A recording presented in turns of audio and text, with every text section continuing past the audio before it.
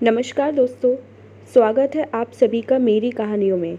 मैं हूँ शिखा और एक बार फिर से आपके लेकर आई हूँ एक नई कहानी और उम्मीद करती हूँ कि ये कहानी भी बाकी कहानियों की तरह आपको बेहद पसंद आएगी और अब पहले की तरह अपना प्यार और सपोर्ट मेरी वीडियोस पर बनाए रखेंगे। कहानी पसंद आए तो चैनल को सब्सक्राइब करना मत भूलिएगा। तो चलिए अपनी आज की कहानी शुरू करते हैं। लगभग 30 वर्षों से साथ रहने वाली संविदा एक दिन अचानक पति का साथ और घर छोड़ने को तैयार हो गई। आखिर क्यों कर रही थी वह ऐसा? संविदा ने घर में प्रवेश किया तो उसका दिल तेजी से धड़क रहा था। वह काफ़ी तेज तेज चली थी, इसलिए उसकी सांसें भी काफ़ी तेज चल रही थीं। दम फूल रहा था उसका। राजेश के घर आने का समय हो गया था, पर संयोग से वह अभी आया नहीं था। अच्छा ही हुआ जो अभी नहीं आया था, शायद कहीं जाम में फंस गया होगा। घर पहुंचकर वह सीधे बाथरूम में गई। हाथ पैर और मुंह धोकर बेडरूम में जाकर जल्दी से कपड़े बदले। राजेश के आने का समय हो गया था, इसलिए रसोई में जाकर गैस धीमी करके चाय का पानी चढ़ा दिया। चाय बनने में अभी समय था, इसलिए वह बालकनी में आकर खड़ी हो गई। सामने सड़क पर भाग रही कारों और बसों के बीच से लोग सड़क पार कर रहे थे। बरसाती बादलों से घिरी शाम ने आकाश को चमकीले रंगों से सजा दिया था। सामने गुलमोहर के पेड़ से एक चिड़िया उड़ी और ऊंचाई पर उड़ रहे पंछियों की कतार में शामिल हो गई। पंछियों के पंख थे, इसलिए वे असीम और अनंत आकाश में विचरण कर सकते थे। वह सोचने लगी कि उनमें माताएं भी होंगी। उसके मन में एक सवाल उठा और उसी के साथ उसके चेहरे पर मुस्कान नाच उठी। अरे पागल, ये तो पक्षी हैं, इनमें नर और मादा क्या? वह तो मानव है, वह भी औरत। सभी जीवों में श्रेष्ठ मानव प्रजाति है। सोचने विचारने के लिए बुद्धि है। सुख दुख, स्नेह, माया, ममता और क्रोध का अनुभव करने के लिए उसके पास दिल है। कोमल और संवेदनशील हृदय है। मजबूत कमनीय काया है। पर कैसी विडंबना है कि बराबर की होने के बावजूद उसकी मानव देह नारी की है, इसलिए उस पर तमाम बंधन है। संविदा के मन के पंछी के पंख पैदा होते ही काट दिए गए थे, जिससे वह इच्छानुसार ऊंचाई पर ना उड़ सके। उसकी बुद्धि को इस तरह गढ़ा गया था कि वह स्वतंत्र रूप से सोच न सके। उसके मन को इस तरह कुचल दिया गया था कि वह सदैव दूसरों के अधीन रहे, दूसरों के वश में रहे। इसी में उसकी भलाई थी, यही उसका धर्म और कर्तव्य था। इसी में उसका सुख भी था और सुरक्षा भी। शादी हुए 30 साल बीत चुके थे। लगभग आधी उम्र बीत चुकी थी उसकी। इसके बावजूद अभी भी उसका दिल धड़कता था। मन में डर था। देखा जाए तो वह अभी भी एक तरह से हिरनी की तरह घबराई रहती थी। राजेश ऑफिस से घर आ गया होगा तो गुस्से से लाल पीला चेहरा देखना पड़ेगा। कटाक्ष भरे शब्द सुनने पड़ेंगे। मैं घर आऊं तो मेरी पत्नी को घर में हाजिर होना चाहिए। इतने सालों में तुम्हें यह भी नहीं पता चला? तुम्हारा ऐसा कौन सा ज़रूरी काम था जो तुम समय पर घर नहीं आ सकी? जैसे वाकई संविदा पहले से सुनती आई थी। वह कहीं बाहर गई हो, किसी सहेली या रिश्तेदार के यहाँ गई हो, घर के किसी काम से गई हो। अगर उसे आने में थोड़ी देर हो जाए तो क्या बिगड़ गया? राजेश को जस का तस सुनाने का मन होता, शब्द भी होठों पर आते, पर उसका मिजाज और क्रोध से लाल पीला चेहरा देखकर वे शब्द संविदा के गले में अटक कर रह जाते। जब तक हो सकता था वह घर में ही रहती थी। एक समय था जब संविदा को संगीत का शौक था। कंठ भी मधुर था और हलक भी अच्छा था।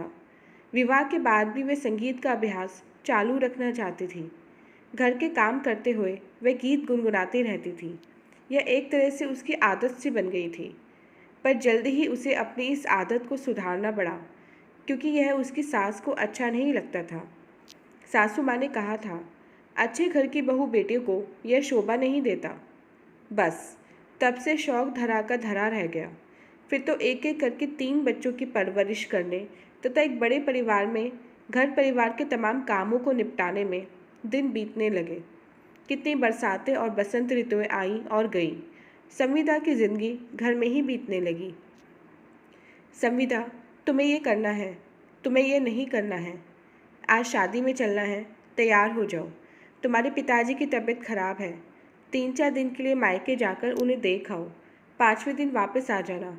इससे ज़्यादा रुकने की ज़रूरत नहीं है। जैसे वाक्य वह हमेशा सुनती आई है। घर में कोई मेहमान आया हो या कोई तीज त्योहार या कोई भी मौका हो, उसे क्या बनाना है यह कह दिया जाता, क्या करना है कोई ये उससे कहता, और बिना कुछ सोचे विचारे वह हर काम करती रहती। ससुराल वाले उसका बखान करते, सास ससुर कहते बहू बड़ी मेहनती है, घर इसी से चलता है। पति राजेश को भी उसका शांत, आज्ञाकारी, लड़ाई झगड़ा ना करने वाला स्वभाव अनुकूल लगता था। पति खुशी खुशी तीज त्योहार पर उसके लिए कोई न कोई उपहार खरीद लाता, पर इसमें भी उसकी पसंद ना पूछी जाती। संविदा का संसार इसी तरह सालों से चला आ रहा था। किसी से सवाल करने या किसी की बात का जवाब देने की उसकी आदत नहीं थी। राजेश के गुस्से से वह बहुत डरती थी। उसे नाराज़ करने की वह हिम्मत नहीं कर पाती थी। बच्चे अब बड़े हो गए थे, पर अभी भी उसके मन की, इच्छा की, विचारों की, पसंद नापसंद की घर में कोई कीमत नहीं थी। इसलिए इधर वह जब रोज़ाना शाम को पार्क में, पड़ोस में, सहेलियों के यहाँ और महिलाओं के समूह की बैठकों में जाने लगी, तो राजेश को ही नहीं, बेटी और बहुओं को भी हैरानी हुई। आखिर एक दिन शाम को खाते समय बेटे ने कह ही दिया, मम्मी, आजकल आप रोज़ाना शाम को कहीं ना कहीं जाती हैं। आप तो एकदम से मॉडर्न हो गई हैं। उस समय संविता कुछ नहीं बोली। अगले दिन वे जाने की तैयारी कर रही थी, तभी बहू ने कहा, मम्मी, आज आप बाहर ना जाए तो ठीक है, आप बच्चे को संभाल लें, मुझे बाहर जाना है। आज तो मुझे बहुत ज़रूरी काम है, इसलिए मैं घर में नहीं रुक सकती, संविता ने कहा। उस दिन संविता को कोई भी ज़रूरी काम नहीं था, लेकिन उसने तो मन ही मन तय कर लिया था कि अब उससे कोई भी काम बिना उसकी मर्ज़ी के नहीं करवा सकता। उसका समय अब उसके लिए है। कोई भी काम अब वह अपनी इच्छानुसार करेगी। अब वह किसी के हाथ से चलने वाली कठपुतली बनकर नहीं रहेगी।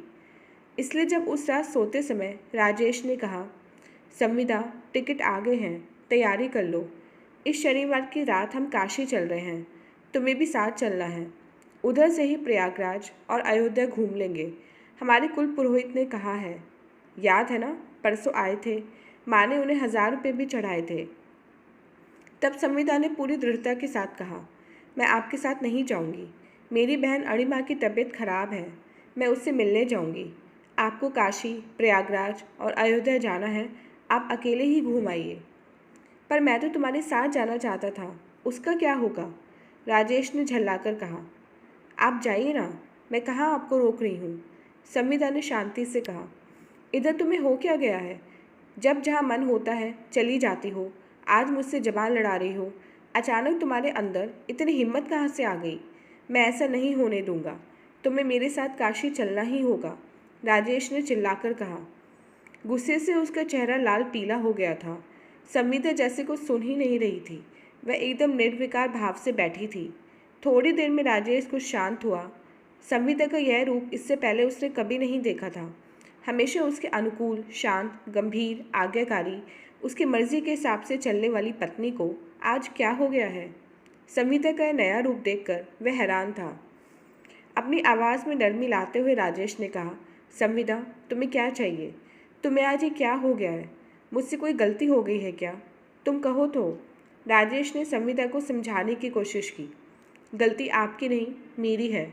मैंने इतने सालों तक गलती की है, जिसे अब सुधारना चाहती हूँ। मेरा समग्र अस्तित्व अब तक दूसरों की मुट्ठी में बंद रहा। अब मुझे उससे बाहर आना है। मुझे आज़ादी चाहिए। अब मैं मुक्त हवा में सांस लेना चाहती हूँ। इस गुलामी से बेचैन रहती हूँ। मैं कुछ समझा नहीं, राजेश ने कहा। तुम्हें दुख क्यों है?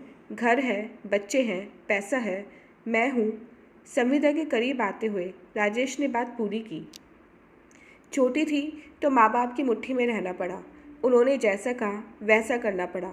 जो खिलाया वह खाया, जो पहनने को दिया वह पहना। इस तरह नहीं करना, उस तरह नहीं करना, यहाँ नहीं जाना, वहाँ नहीं जाना, किससे बात करनी है और किससे नहीं करनी है, यह सब माँ बाप तय करते रहे। हमेशा यही सब सुनती रही। शब्दों के भाव एक ही रहे, मात्र कहने वाले बदल गए। कपड़े सिलाते समय माँ कहती कि लंबाई ज़्यादा ही रखना, ज़्यादा खुले गले का मत बनवाना। सहेली के घर से आने में ज़रा देर हो जाती, फ़ोन पर फ़ोन आने लगते, मम्मी पापा दोनों चिल्लाने लगते। इंटर पास किया, कॉलेज गई। कॉलेज का एक ही साल पूरा हुआ था कि मेरी शादी की चिंता सताने लगी। पड़ोस में रहने वाला रवि हमारे कॉलेज में साथ ही पढ़ता था। वह मेरे घर के सामने से ही कॉलेज आता जाता था। एक दिन मैंने उससे घर बुलाकर बातें क्या कर ली। बुआ ने मेरी माँ से कहा कि भाभी, संविदा अब बड़ी हो गई है, इसके लिए कोई अच्छा सा घर और वर ढूंढ लो। उसके बाद क्या हुआ आपको पता ही है। उन्होंने मेरे लिए घर और वर ढूंढ लिया। उनकी इच्छा के अनुसार यही मेरे लिए ठीक था। एक गहरी सांस लेकर संविदा ने आगे कहा, ऐसा नहीं था कि मैंने शादी के लिए रोका नहीं। मैंने पापा से एक बार नहीं कई बार कहा कि मुझे मेरी पढ़ाई पूरी कर लेने दो, पर पापा कहाँ माने। उन्होंने कहा कि बेटा, तुम्हें कहाँ नौकरी करनी है, जितनी पढ़ाई की है उसी में अच्छा लड़का मिल गया है, अब आगे पढ़ने की क्या ज़रूरत है। हम जो कर रहे हैं तेरी भलाई के लिए ही कर रहे हैं। पल भर चुप रहने के बाद संविदा ने आगे कहा, जब मैं इस घर में आई तब मेरी उम्र 18 साल थी। तब से मैं यही सुन रही हूँ, संविदा ऐसा करो वैसा करो। आप ही नहीं, बच्चे भी यही मानते हैं कि मुझे उनकी मर्ज़ी के अनुसार जीना है। अब मैं अपना जीवन, अपना मन, अपने अस्तित्व को किसी अन्य की मुट्ठी में नहीं रहने देना चाहती। अब मुझे मुक्ति चाहिए। अब मैं अपनी इच्छा के अनुसार जीना चाहती हूँ। मुझे मेरा अपना अस्तित्व चाहिए। संविदा, मैंने तुमसे प्रेम किया है, तुम्हें हर सुख सुविधा देने की हमेशा कोशिश की है।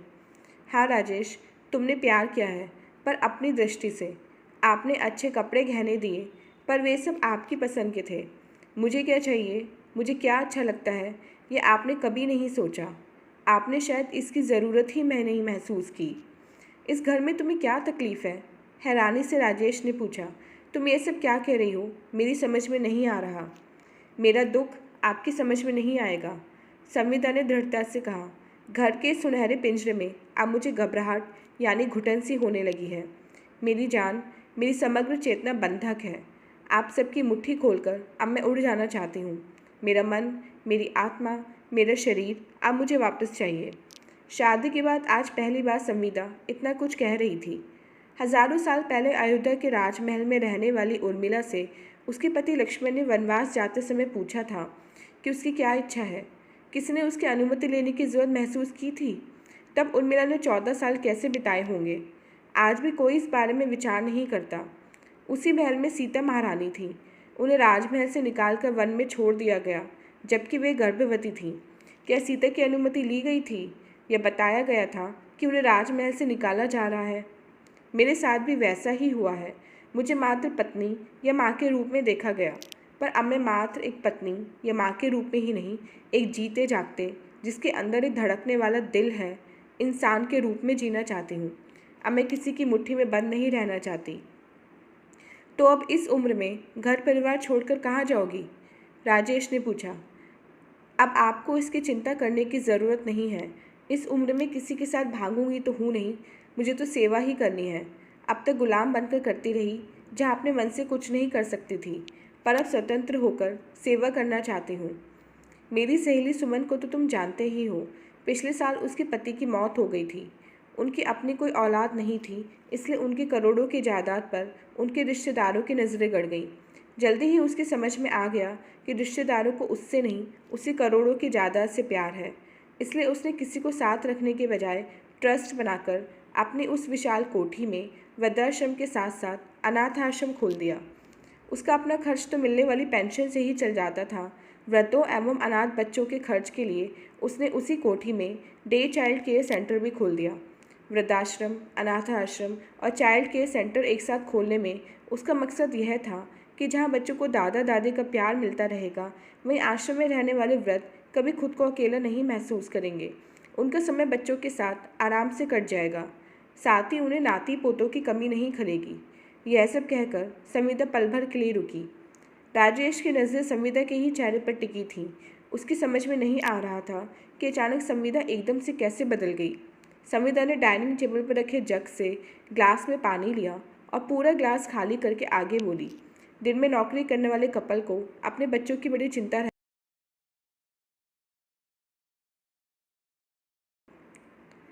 पर सुमन के डे चाइल्ड केयर सेंटर में अपना बच्चा छोड़कर वे निश्चित हो जाते हैं, क्योंकि वहाँ उनकी देखभाल के लिए दादा दादी जो होते हैं।